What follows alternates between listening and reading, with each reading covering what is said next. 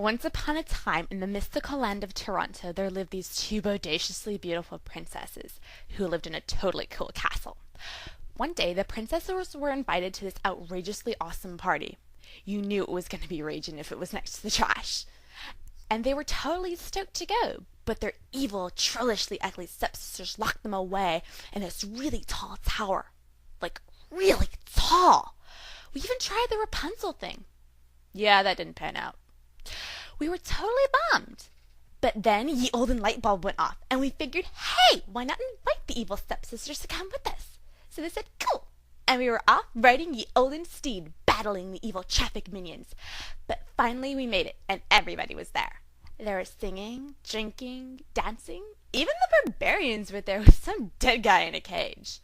And a totally hot guy in wings, who was kind of a prick, but we opened up anyway. He didn't respond to our love. We were shocked, saddened. Some of us took it harder than others, and we were plunged into a deep, dark depression until we finally realized, you horse's ass, who the hell do you think you are? So we called our lawyer and sued his ass for statutory rape. He now looks like this. But still, we were alone, so we did what any princess would do. We called our fairy godmother, and for $3.99 we got some really good advice. They told us, there are other men out there, girls, just dying to sweep you off your feet. Or over and under.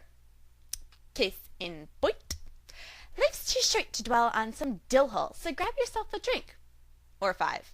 Because after a while, any man will start to look like this. Just beware of the hangover. So we drank, feasted, and mingled. We even met the king! And some really other stellar dudes until we finally met the one. He was into bondage. Not that we minded. But then he got called away to fight some lame-ass dragon. Oh. Well, it's been great, but did you honestly expect me to stick around while you're out sheathing your sword in someone else's scabbard? I don't think so. The villagers rioted when the engagement was totally broken off. The land was completely barren. Even a mini mall went up. So we decided, screw you all, we're throwing our own ball and inviting only the cutest of the nobles. Yeah, that shortened the guest list immensely. So the invitations were printed, posters went up, and the hall was decorated. All we had to do was sit around and wait for our guests to arrive. But before they came, our matchmaker told us that beggars can't be choosers. And boy, were we ever begging. So after the first guy gave us flowers and a kiss, it was it. Yeah, it was either him or pole dancing. So we were having a wedding. Unfortunately, our mother ended up scaring them off.